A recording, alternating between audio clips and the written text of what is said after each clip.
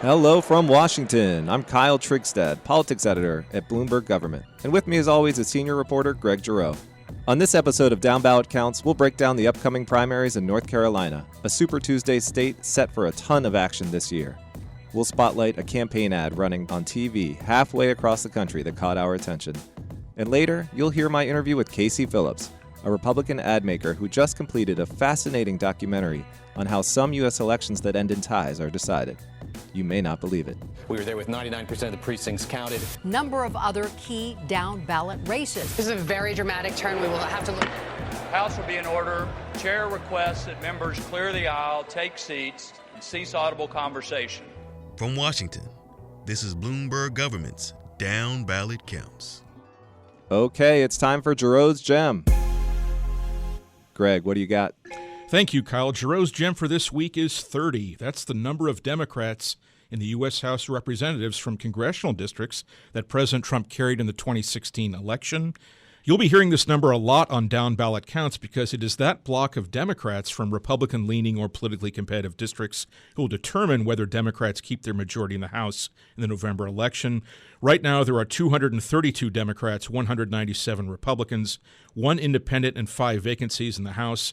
So Republicans need a net gain of about 20 seats for a majority. So those 30 Democrats from districts that voted for Trump are top targets for Republicans because, as we discussed on last week's program, most districts now vote for the same party for president and for Congress. Most of the 29 of those 30 who are seeking re-election are serving their first term, so they haven't become as politically ensconced in their districts as veteran members have.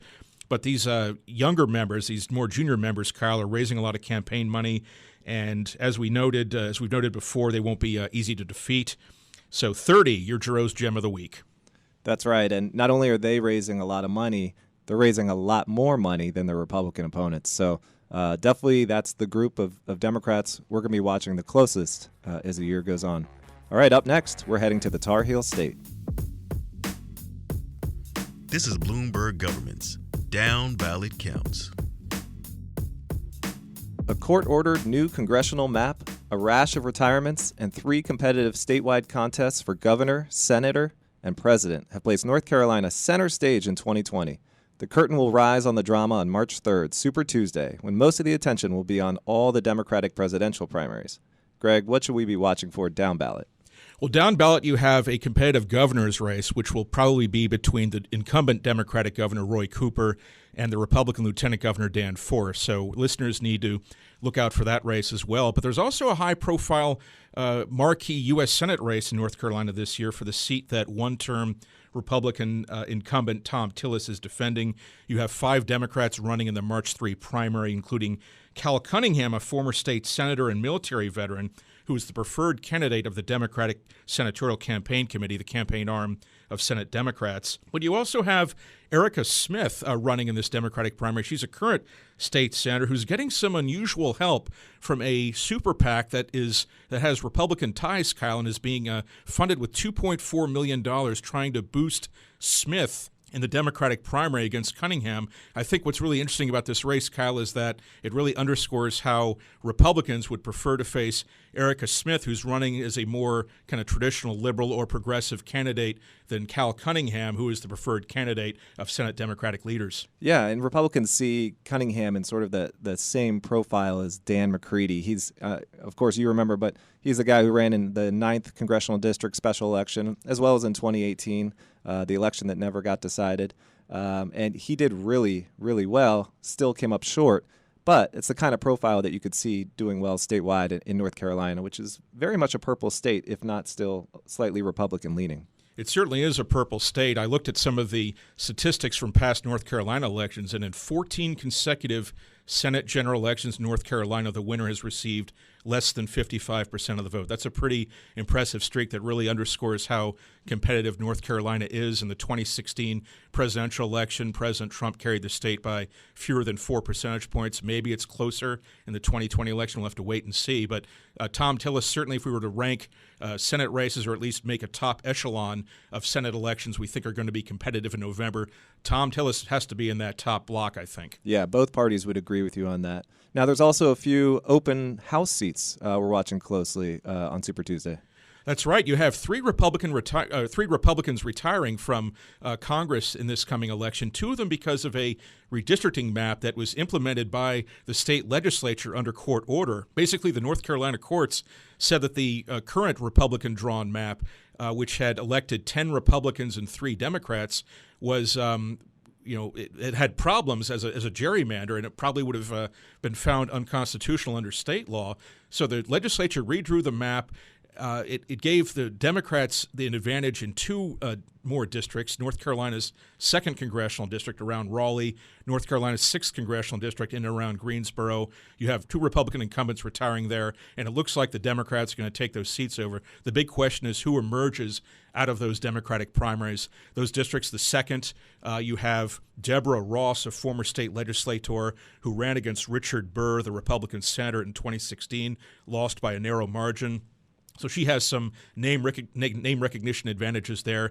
In the 6th district, the Greensboro area district, where Mark Walker, Republican, is retiring, you have a multi-candidate Democratic primary there that includes Kathy Manning, a lawyer and well-funded candidate who ran for Congress in 2018 against Republican Ted Budd in North Carolina's 13th district, lost that race narrowly, but she too has some name recognition advantages she may be able to use to her advantage in the March 3 primary. Yeah, and while that new map pushed some Republican incumbents out, people like Ted Budd got a much nicer, more comfortable district to run in this time. So he's one of the happy ones coming out of this. And of course, Democrats are also happy because this map essentially gives them 2 extra seats, a 2-seat cushion as they defend their majority this year.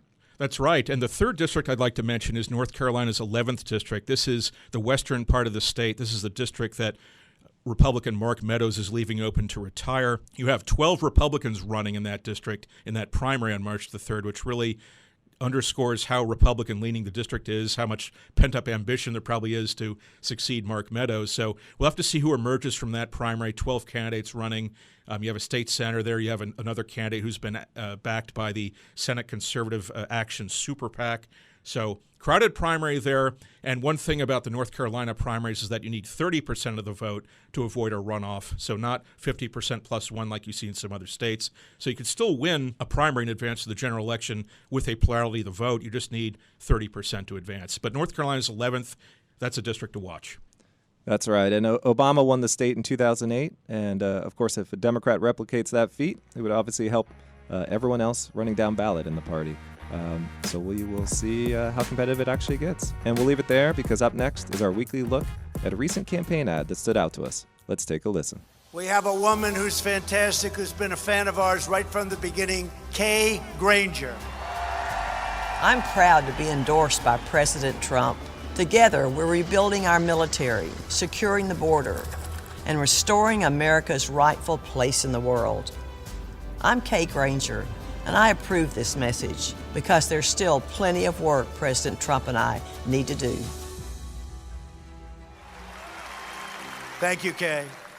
That was an ad from Kay Granger, a 12-term congresswoman from Texas's 12th district and the top Republican on the House Appropriations Committee. Greg, this isn't the kind of district we'd usually pay much attention to since it leans so heavily Republican, but she's facing a legitimate primary challenge from the right in just a few weeks. Yeah, and Kay Granger in Congress, she's never faced a serious challenger in the primary until this year when she's been opposed by Chris Putnam, a technology businessman running as a more loyal conservative, and with the support of some outside money, some outside super PACs, Kyle. So Granger has this ad now that positions her as an unswerving ally of the president. And now that may not seem all that noteworthy for a Republican to run a pro-Trump ad, but Granger rebuked Trump a few times during the 2016 presidential election, and in fact called on him to step aside as the Republican nominee after the release of the so-called Access Hollywood tape. So this ad really, I think, underscores how much President Trump has come to dominate the Republican Party with very little dissent within its ranks. Yeah, and the Club for Growth is one of those outside groups running ads against her. They've pledged to spend around $2 million, and they have a radio ad up right now saying she trash-talked the president. And I'd also note that Granger was the sponsor of a Republican resolution last week that sought to rebuke Speaker Nancy Pelosi for her actions during the State of the Union address. You can read more about Granger's role in that and her primary campaign in a story our colleague Emily Wilkins wrote February the 6th. You can find it on the Bloomberg government website at about.bgov.com. blumbirg.com/news. It's a timely story because that primary, Kyle, is just 3 weeks away. Yep, one of many races to watch on Super Tuesday. All right, after the break, you'll hear my interview with Republican ad maker turned documentarian Casey Phillips. From Washington, this is Bloomberg Government's Down Ballot Counts. Not every election is decided at the ballot box. Some that end in ties actually come down to games of chance. I sat down with Casey Phillips, a Republican ad maker who just finished a documentary called Win, Lose, or Draw Straws on all the crazy ways that elections can end. Coin flips, games of poker. You won't even believe it. But we sat down in his Alexandria studio to talk all about it. When we first started looking at this, I mean, I had a friend growing up whose dad won a race for judge in a game of poker. And I thought, that's not standard. So I never really thought much about it. And then, going through, working in politics, traveling the country, I saw another mayor's race that was decided by names out of a hat. And I thought, oh, that's really odd. And then once I saw Hillary and Bernie flip coins, I was already kind of started working on this documentary, and having Hillary what was reported 7 of 7 coin flips, I thought, this is weird. It's always been a part of caucuses, and it probably always will be a part of caucuses. What's also fascinating, though, is in 40 states, it can actually decide the election. Wow. So if you have 2 people running for state senate, Congress, governor, and they get the same amount of votes, it comes down to a game of chance. And there was a big one after 2016 in Virginia, right? Huge. Decided the majority of one of the houses in the legislature. Yeah, the House of Delegates was decided. The Speaker of the House of Virginia was determined on names out of a bowl. It's just always, it's amazing to think that with all the Your Vote Matters and everyone get involved, at the end of the day, it can literally be determined by names out of a hat or a coin. And so that's what the movie's about. But we've had everything from, state legislature to presidential races being affected by these things. It's amazing. Yeah. All right. Well, I want to back up briefly because you and I actually met after the 2012 elections. I wanted to write a profile on an up-and-coming consultant. And everyone I talked to and asked about, they kept pointing me your direction. When you go into making a TV ad for a client, what exactly is your goal? What goes into making a good TV ad is, honestly, for me, it's effort. I see a lot of work in this business that I consider to be, I don't want to say lazy, but I want to say that they could have done better had they just given it another 10%, right? So yeah. I think that a big part of being able to produce really quality content is not taking too many clients, spending time with those clients, listening to them, understanding both the candidate you're trying to sell and the people you're trying to sell it to. And at that point, for me, it just kind of flows out. Cool. Well, and so now all of a sudden you are a documentary film director. How did this project and your decision to go for it really come about? Well, and I'm a weird person. I mean, just flat out weird. Anything that I like, I want to be able to know how to make. Yeah. I just kind of like to get my hands dirty, and that's actually the way my brain works best. And then I'm traveling the country with a film crew, right? Like, if I'm not working on a documentary, I would feel like I was leaving something on the table. So being able to produce this for pennies of what it would cost a studio to go out and do it, and then having it be political, I have the access to, not only Republican consultants, but Democrat consultants that do just what we do. Our lives are extremely similar, and I see them in the airport and say, hey, could you put me in touch with this person? And, usually they're more than happy to, because, it's kind of, we're all doing the same thing. Yeah. And you're flying around to film candidates for their commercials in their states. I don't want to give it too much away, but what was the most surprising tie-breaking mechanism you came across in your travels? Well, we're still trying to sort out if it's true or not. But there is an article in the Anchorage Daily News, I believe it is, that tells us about a tiebreaker during territorial elections. So that would have been, prior to becoming a state, where two candidates tied for the state senate, and they had a whiskey drink off at the local saloon in town. So it was one shot glass, one bottle, back and forth until somebody fell off their chair, and whoever didn't had to go to the Capitol and vote. Wow. So, yeah, I mean, phenomenal story.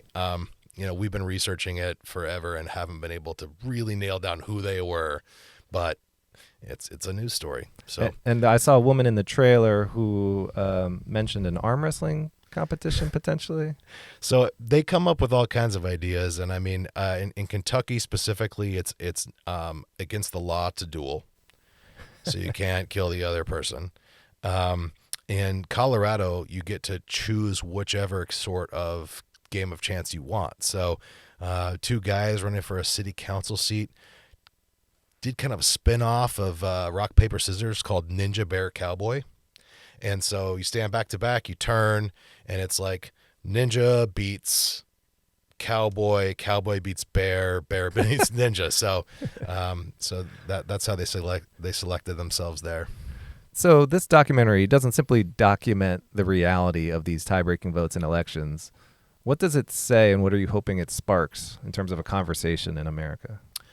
Well, I mean, the reason that I was so careful to make sure that it was nonpartisan was because there's so much partisanship out there right now, and if so much of what I do is partisan and not helping that problem. So one of the things that I want to do was to make a people in my generation regularly tell me, then they know I work in the business, it doesn't matter. I don't matter. And so I thought, what a better way to show people directly that their vote could have mattered than putting two people who tied on screen.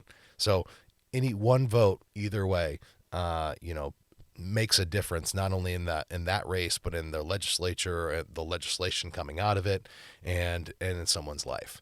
And so for me, that was that's the message. But I try not to be too preachy about it because they're interesting enough as they are. But if I'm screaming at you, go vote, then it's not a movie, it's a PSA. So I want people to take from the movie what they will. But I hope it certainly, tells people in my generation or any generation that they can count. All right. So what's next for the film? Where can our listeners, watch this thing? So honestly, we're just waiting for a film festival to take a chance on us. We thought we had high hopes for Sundance, but Taylor Swift just swooped in and took our spot. We thought we were good. Hillary came in with a doc, took that spot. So we're officially Sundance rejects, but we are submitted to about 30 festivals, and we're waiting to hear back. As soon as we get a premiere, I'm going to let everybody know. I can't wait to have everyone come out and watch it. And then, we'll try to figure out we have a sales agent now, so we figure out how to get it onto streaming services in time for fall. Well, I'm really looking forward to seeing it. You can learn more about the film at drawstraws.film, and you can follow Casey on Twitter at Casey Phillips 1. Casey, thanks so much. This is Down Ballot Counts. Now, before we close the show, we've got a parting shot of trivia for you. It's trivia time on Down Ballot Counts. Each week, I'll try to stump Kyle and you, the listeners, with a political trivia question. But before I ask this week's question, let's review last week's question. And I asked how many U.S. senators are seeking re-election in November in states that were won by the opposite party's presidential nominee in 2016. In other words, how many Republican senators are seeking re-election in states Hillary Clinton won, and how many Democratic senators are seeking re-election in states Donald Trump won. Add them together. Kyle, what do you have for me? I've got 4. Ding, ding, ding. That is correct. And can you name all 4 Republican and Democratic senators? Oh, that's tough. All right. Put you on the spot. You don't have to do that, Kyle. I got it. Doug Jones, Cory Gardner. Yes. Susan Collins. Correct. and Gary Peters. Gary Peters of Michigan. You got all 4, too, so really put you on the spot there by forcing you to name all 4 of them. You got them all right, of course, so well done on that. But let's see if you are ready for this week's question. Bring it on. All right, you're on the hot seat. Here's this week's question. There are 3 states where both senators' last names begin with the same letter of the alphabet. You don't have to name all 3 states or even every senator, but just name me 2 of the states, Kyle and listeners, 2 of the 3 states where both senators' last names begin with the same letter of the alphabet. I have to say that I didn't invent this question, but I heard it from a friend last week who heard it at a game he recently played, and I liked it so much, I'm going to borrow it here for Down Ballot Counts. I'm going to give Kyle and you, the listeners, plenty of time to think that over until next week, in fact. But if you can shoot your answers anytime you want to bgovpodcast@bgov.com or tweet the answer to the Bloomberg government Twitter handle @bgov and use the hashtag DownBallotPod. We'll reveal the answer and ask a new question on next week's program. That's it for us today. The producer for Down Ballot Counts is David Schultz and RJ Jewell. You can follow us on Twitter @Kyle Trigstad and @Greg Giroux. And be sure to check out all the great politics coverage on Bloomberg Government's website, about.bgov.com. We'll talk to you next week.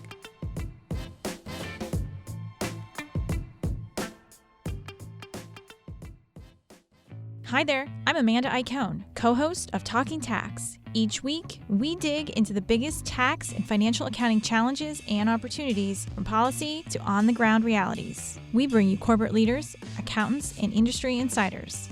You can find us wherever you get your podcasts. For more, check us out on news.bloombergtax.com.